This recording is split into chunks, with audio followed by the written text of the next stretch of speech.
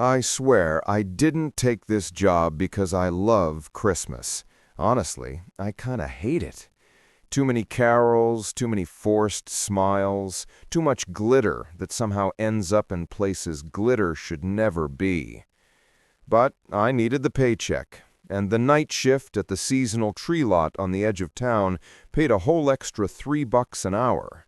So there I was, midnight to sunrise, babysitting a forest of cut pine trees lined up like soldiers waiting to be drafted into family living rooms.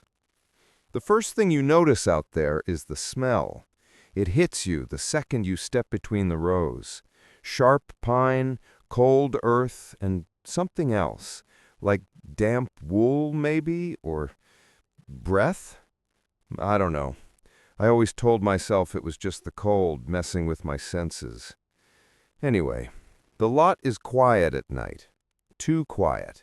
The string lights hum overhead like tired insects, and the shadows between the trees move a little too easily with the wind. I usually keep myself busy, sweeping needles, checking inventory, drinking gas station coffee that tastes like melted cardboard. But around 2 a.m., that's when they come. Not many, just 2 or 3 customers a night, and I put customers in quotes because they don't act like normal people. They never walk right. They sort of drift, glide. Their feet don't crunch on the gravel the way mine do, and their clothes never look right either, like costumes someone forgot to finish sewing. Too thin for winter, too old-fashioned in a thrift store but not in a fun way type of way. The first night it happened, one guy, tall, thin, wearing a coat that looked like it was made from an old green rug, asked me, "Do you have anything hollow?" Not tall, not wide, just hollow. I laughed because I thought he was messing with me. He didn't laugh back. Then there was the woman with the gigantic scarf wrapped up to her eyes.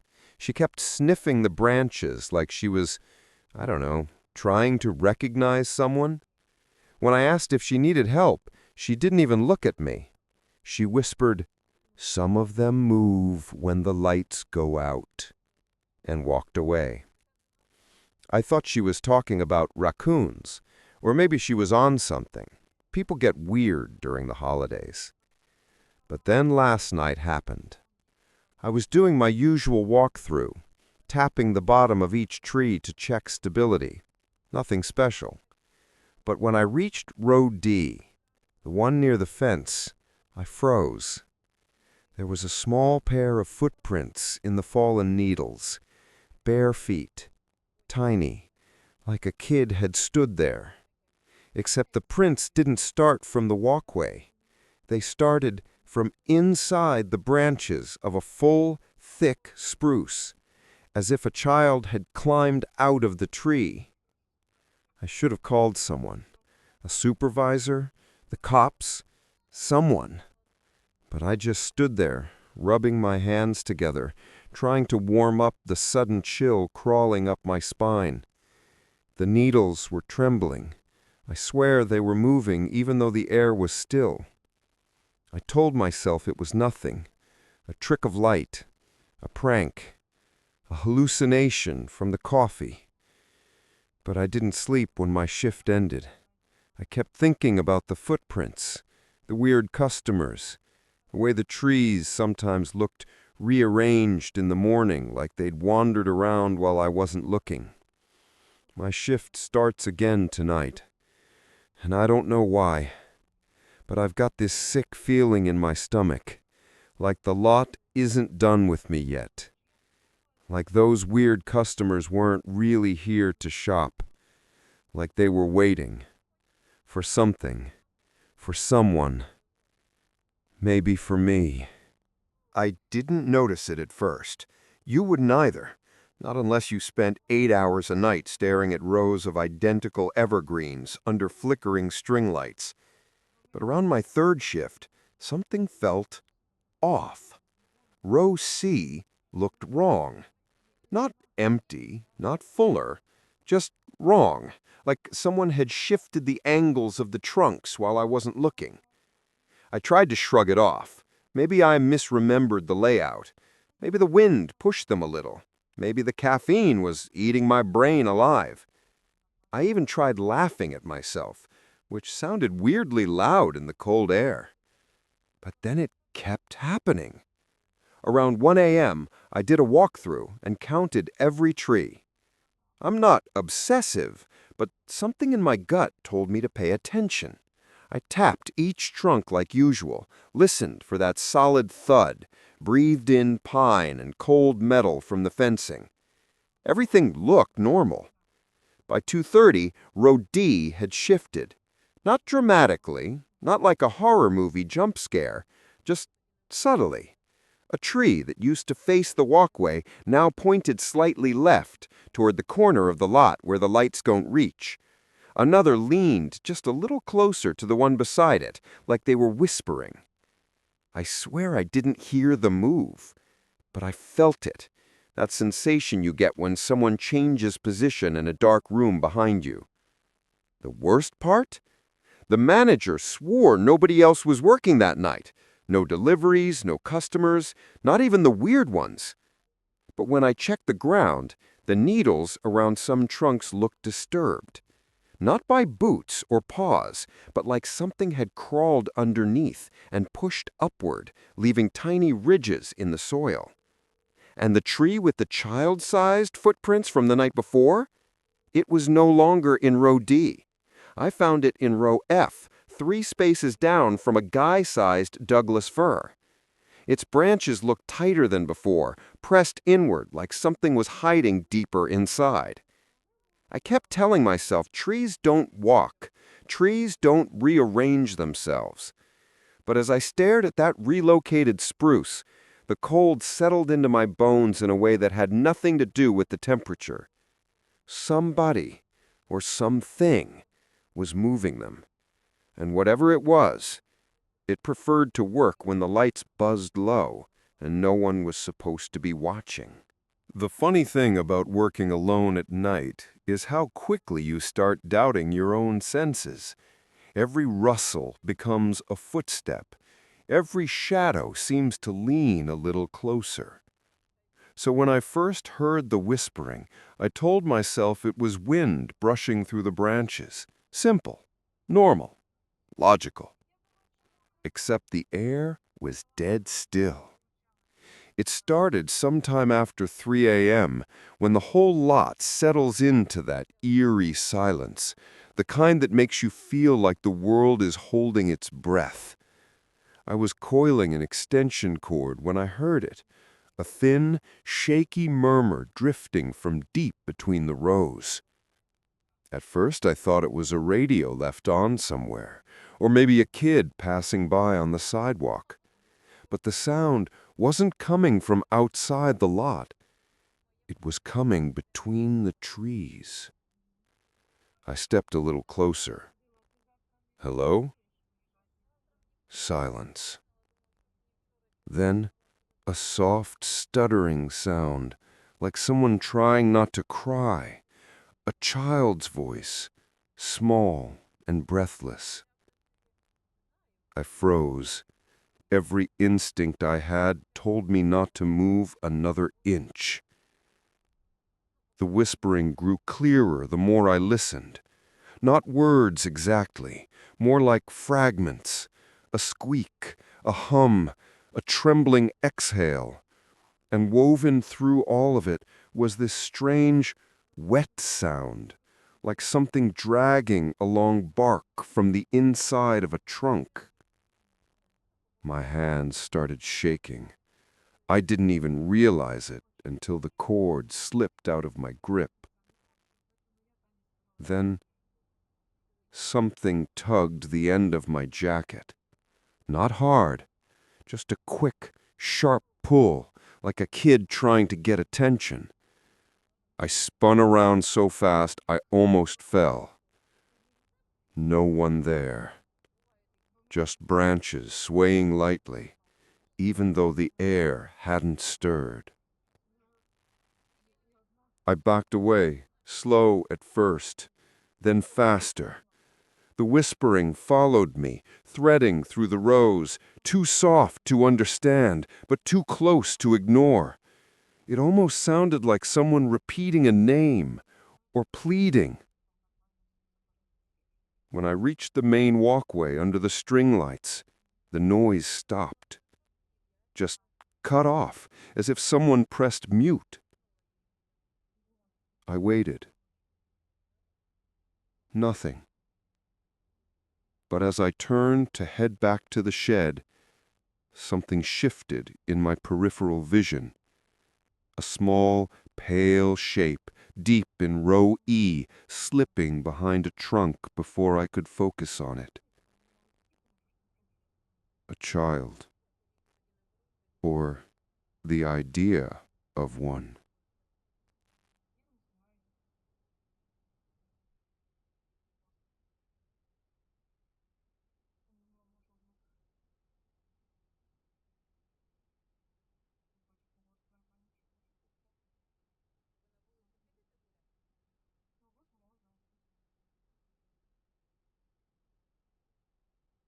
I wasn't planning to check the news. I just wanted to get home, shower off the pine smell, and sleep without dreaming of whispering branches. But as I scrolled through my phone at the bus stop, a headline stopped me cold. Local child missing, last seen near Holiday Market District. My stomach dropped. The boy's picture showed a kid, maybe 7 or 8, messy, dark hair, wearing bright blue pajamas with rockets on them. The same kind of pattern I'd seen snagged on that spruce's inner branches. I tried to tell myself it was a coincidence, random, nothing to do with me or the lot or whatever I thought I heard last night. But the article said he wandered away from his parents sometime after 9 p.m. And the direction he'd run? Straight toward the tree lot. The police released a few clips from nearby security cameras. One showed him darting across the sidewalk barefoot. Another caught him standing at the edge of the lot, just beyond the fence, looking straight in, like something inside was calling to him. The final frame made my skin crawl. He wasn't stepping into the lot. He was leaning forward, like the shadows between the rows were pulling him. Then the footage cut off. Nothing else. No exit. He just vanished. At work that night, the whole lot felt different, heavier, like the air knew what had happened. I kept picturing that barefoot kid standing under the buzzing string lights, drawn toward the same rows where I had heard those whispers. I told myself I should say something to my manager, maybe even call the cops. But what would I say? Hey, I think a child got absorbed into one of our Christmas trees. That'd go great. Still, the guilt gnawed at me. The lost sleep, the unease, the image of those tiny footprints leading out of the spruce. And beneath it all, the sickening hunch that the boy hadn't wandered off by accident. Something wanted him there. And it wasn't done yet. By the time my next shift rolled around, I'd worked myself into a quiet panic. I kept thinking about that boy's pajama scrap caught on the branches, the footprints, the whispers. I told myself I was being dramatic, sleep-deprived, stressed, paranoid. But the moment I stepped between the first row of trees, I knew something was wrong. The smell hit me first. Not pine, not sap. Something stale and damp, like the inside of an old basement after a flood. It came from one particular spruce, the same one that had been moved from row D to row F, the one with the footprints. The branches looked tighter tonight, curled inward as if hugging something close. I don't know why, but I pushed a hand between the needles, expecting nothing more than cold bark. Instead, my fingers slid into a gap, a deep one. The trunk wasn't solid. I pulled back immediately, heart hammering, but then I crouched and angled my phone flashlight inside. The beam cut through the darkness, and for a second I thought the inside was just hollow, an old rot maybe. But then I saw it. Scratches. Dozens of them, carving spirals into the inner wood. Some shallow, some deep enough to peel splinters away. They weren't random either. They were frantic, directional, the kind left by someone trying to claw their way out. My throat went dry. Near the bottom, half buried in pine needles, lay a tiny scrap of fabric, blue, with a rocket pattern. My vision blurred for a second. I had to grip the trunk just to stay upright. That scent, old water, old breath, seemed to rise from the hollow like it remembered me. I stood up too fast and stumbled backward, kicking up needles. The branches shook, not violently, but like something inside shifted its weight. For a heartbeat, I thought I heard tapping from the inside. I backed away, refusing to take my eyes off that tree. My mind kept screaming at me to leave the lot entirely, go home, quit, do anything but stay within reach of that tree. But I didn't leave. I couldn't. Partly because it felt like moving might draw attention to me, and partly because I sensed, deep in my gut, that the tree wasn't empty anymore. It wasn't hollow. It was occupied. And whatever had been inside when those tiny footprints appeared hadn't left all the time. I tried to pretend everything was normal. Swept the walkways, checked the cash box, did all the things a sane, functioning employee would do. But the hollow tree sat behind me like a presence, like a person breathing down my neck. Every rustle made me flinch. Every shadow felt like it leaned toward me. Around 1:40 a.m., I saw them again. The night customers. 3 of them drifted in from beyond the fence, moving slowly, like they weren't fully attached to the ground. Their silhouettes were familiar. Too tall, too thin, clothes that didn't sit right on their bodies. But tonight they seemed more focused, more deliberate. They didn't look at me.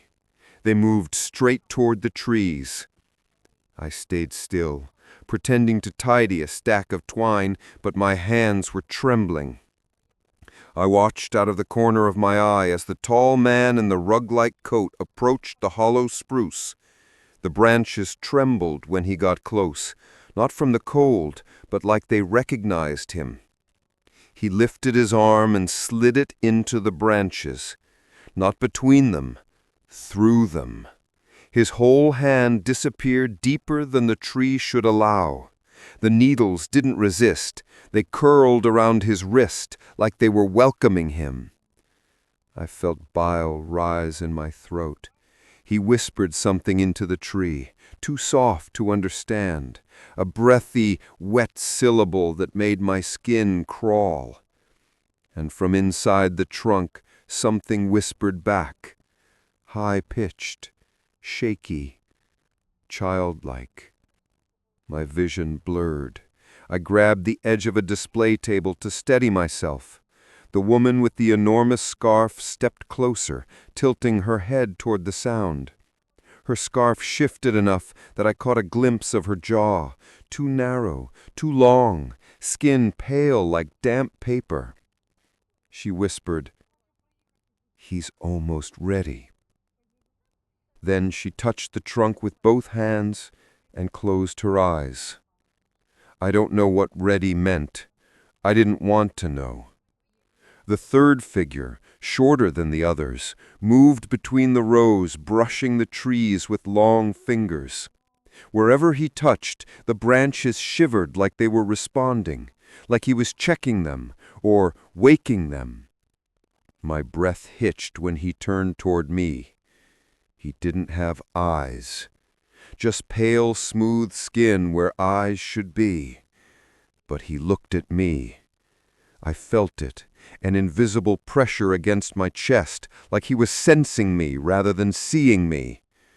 I forced myself not to move, not even blink. After a few seconds, he turned away, as if I wasn't interesting enough.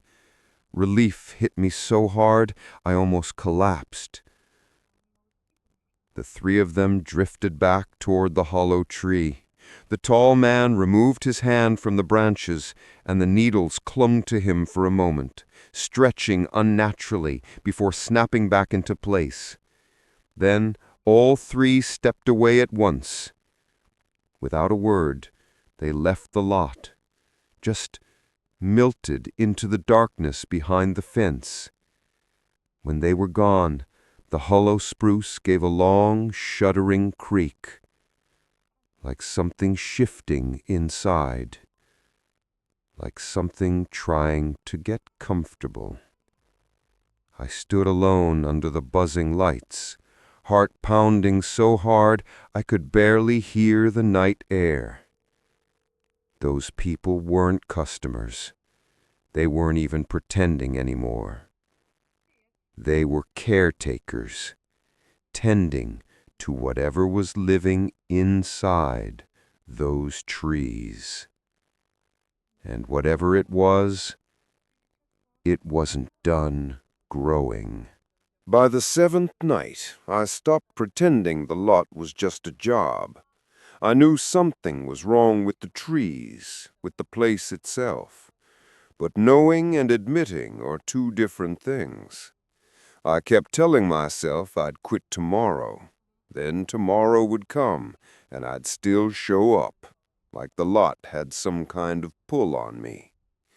That night the string lights buzzed louder than usual, flickering in that sickly yellow way that makes everything look a little off color. I walked between the rows like I always did, trying not to look at the hollow spruce in row F. I could feel it watching me, even when I faced the other direction. Around 2 a.m., I realized the walkway ahead looked unfamiliar. I should have been standing at the crosspath between row C and row D. Instead, I found myself staring at a narrow corridor of trees I'd never seen arranged this way. The trunks leaned in slightly, creating a tunnel of needles and shadow.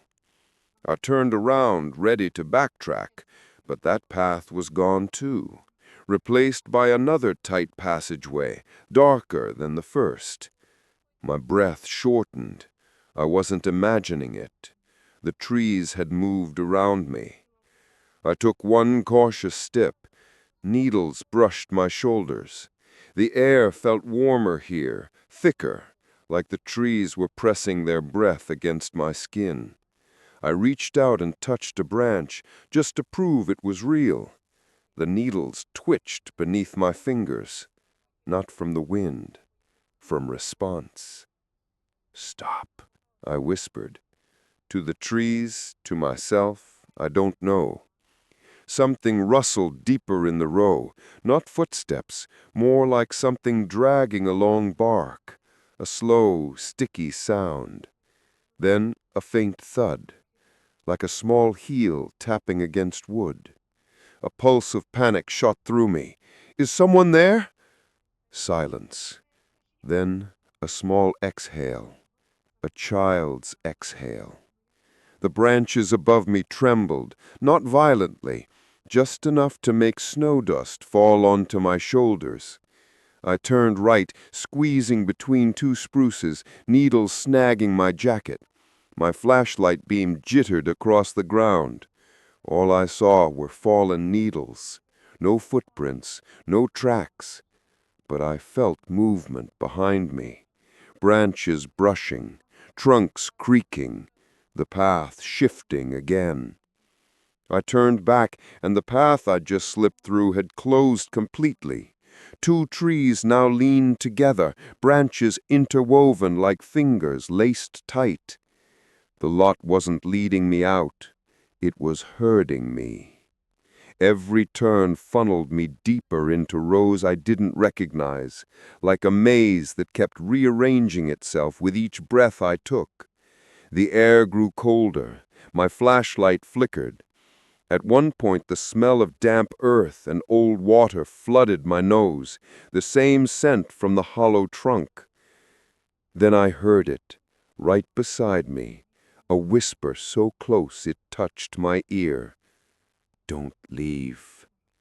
I staggered back, hitting a trunk hard enough to knock needles loose.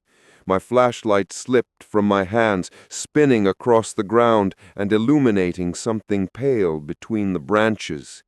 A tiny hand withdrawing into the tree like it was made of shadow. That was enough. My panic overrode whatever pull the lot had on me. I shoved through the nearest row, ignoring the branches scratching at my arms, and ran until I burst into the open walkway under the lights. The rows behind me were still again, perfect, neat, as if nothing had changed. But I knew the truth. The lot wasn't just rearranging trees. It was rearranging me, testing how far it could pull me in before I'd stop resisting. And the next time it tried, I wasn't sure I'd get out. After the maze incident, I told myself I'd quit, walk away, pretend none of this ever happened. But when I got home that morning, I just sat there, still wearing the same sap-stained jacket, staring at the wall like the answer might crawl out of it. Instead, a different thought crawled in. Check the cameras. I don't know why.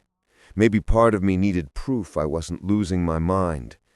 Maybe another part already knew there'd be something there. The security cabin behind the lot is barely bigger than a closet. Smells like dust and burnt electricity. The monitor's old, the kind that hums when it warms up. I logged in with the password the manager had given me on my first day. He'd said, "Use it if someone steals a tree." Funny now. Nobody needed to steal these trees. They moved themselves just fine. I pulled up the last night's footage and fast-forwarded.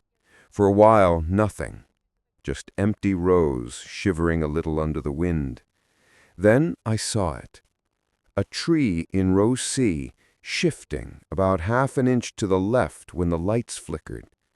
At first I thought it was my imagination, but then it shifted again and again.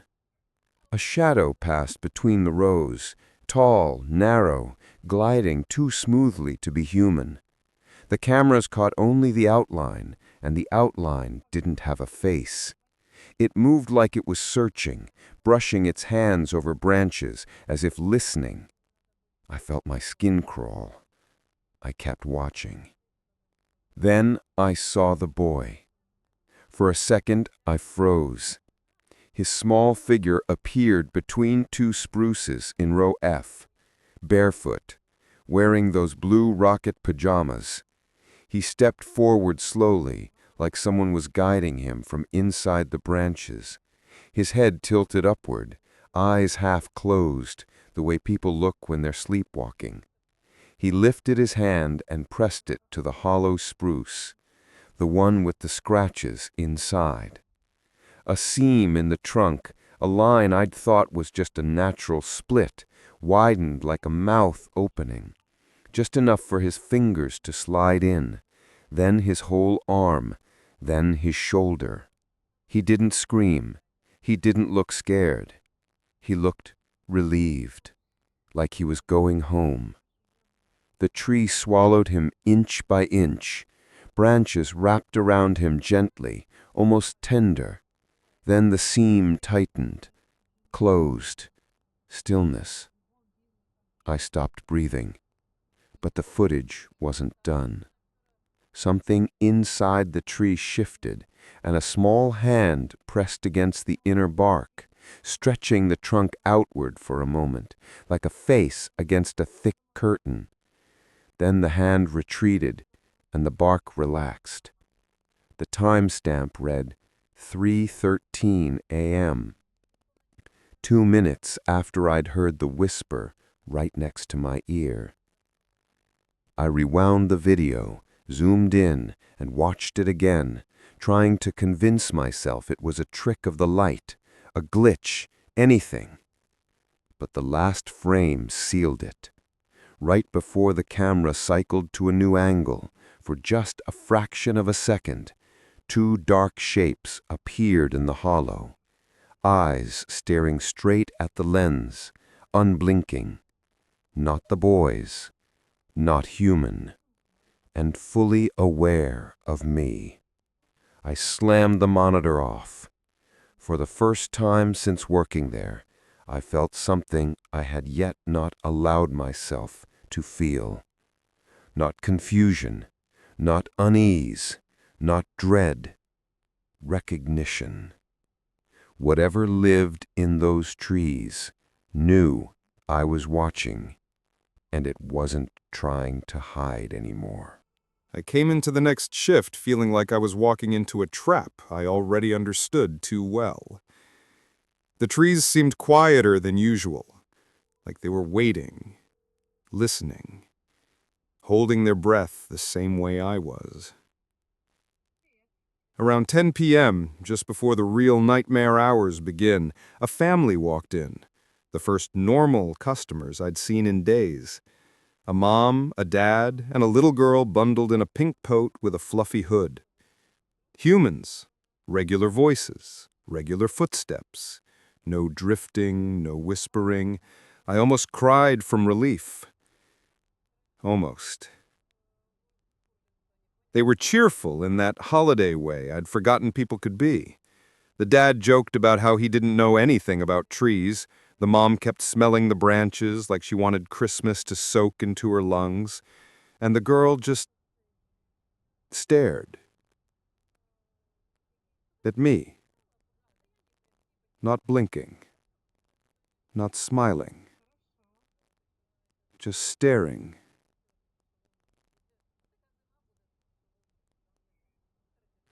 Kids do that sometimes, sure, but there was something different in her eyes.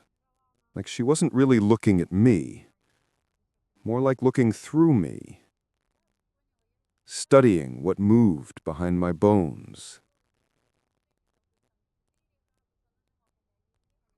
I tried to shake it off and showed them around.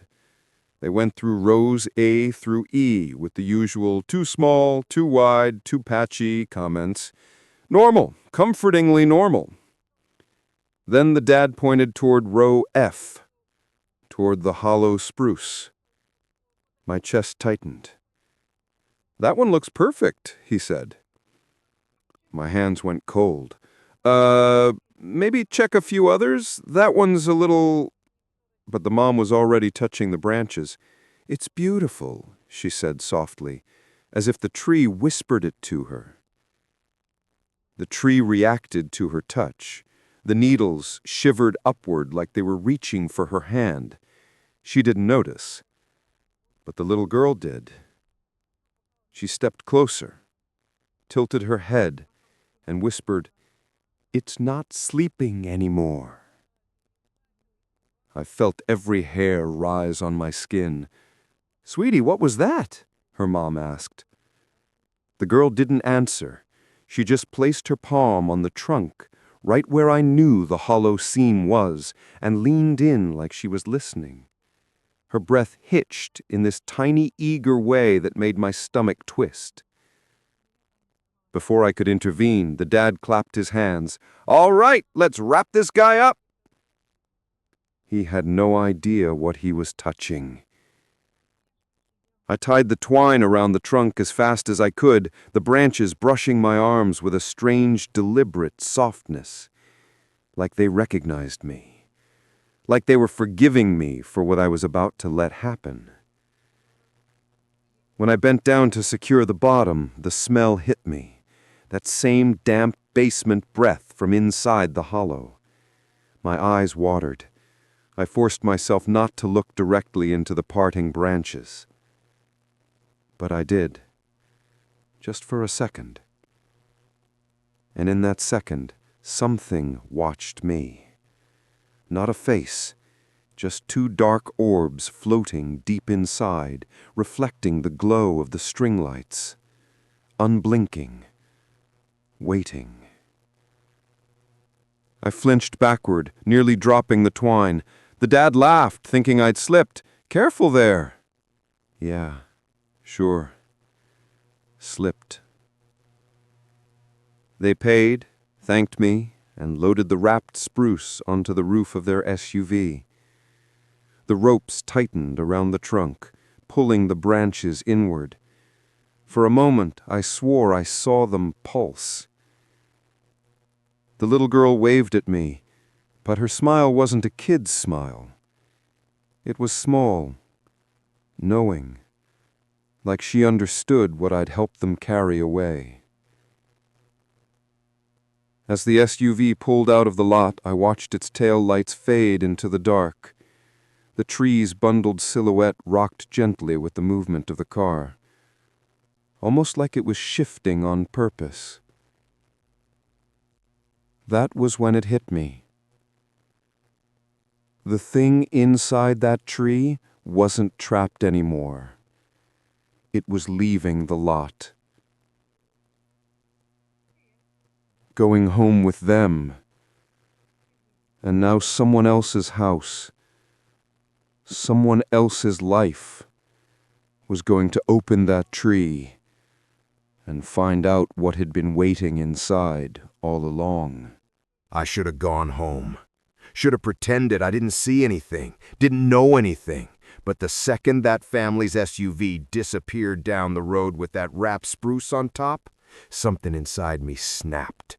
I needed proof, needed to know I wasn't insane. So I went back to the security cabin and pulled up the live feed. At first, all I saw was the empty lot, rows of trees standing still, pretending to be normal. But then I rewound the footage to a few minutes earlier when I'd tied the twine around the trunk. I watched myself crouch beside the tree, saw my hands shaking, saw the branches quiver the moment I leaned in. None of that surprised me. What did surprise me was the angle from camera 3. It caught the tree from behind, the side I couldn't see while wrapping it. The branches had parted slightly, like curtains opening just a crack. And inside the shadowed hollow, something shifted. 2 orbs. Wet. Glossy. Too large for a child, too far apart for a human. They blinked. Once. Slowly. Watching me. My fingers dug into the desk. I felt a wave of nausea roll through me, but I couldn't look away. I scrubbed forward through the footage. When the dad lifted the tree, the eyes followed his movement. When the mom touched the branches, they narrowed, not angrily, but almost possessively. Then, the moment they hoisted the spruce onto the SUV roof, something else happened. The eyes didn't disappear. They shifted, moving inward like whatever was inside was pulling deeper into the trunk, hiding itself, preparing. The last frame before the SUV left the lot showed the tree tightly bound in rope, and just beneath the twine, barely visible between the needles, those same 2 eyes glinted once at the camera. Not scared, not trapped, just waiting. I sat there long after the footage ended, listening to the buzz of the old monitor, trying to convince myself to call the police. But what would I say? That I sold a possessed Christmas tree to a family who probably just wanted a festive night? My phone buzzed then. A weather alert. Snow incoming. Heavy winds. The kind that knock out power. Perfect. I stepped outside and stared down the empty road where the SUV had gone. The night felt wrong, too quiet. The rows of trees behind me seemed to lean in, listening for my reaction. And it hit me. The thing inside that spruce wasn't confined to the lot. It had found a new place, a warm house, a family, a child-sized bedroom it could slip into when the lights went out. And I realized, with a coldness that sank all the way into my bones, I hadn't just witnessed something terrible. I'd delivered it. I was the reason it found a home. I don't know what happens next, but I know one thing. I will never work a night shift again, and I will never, ever buy a Christmas tree.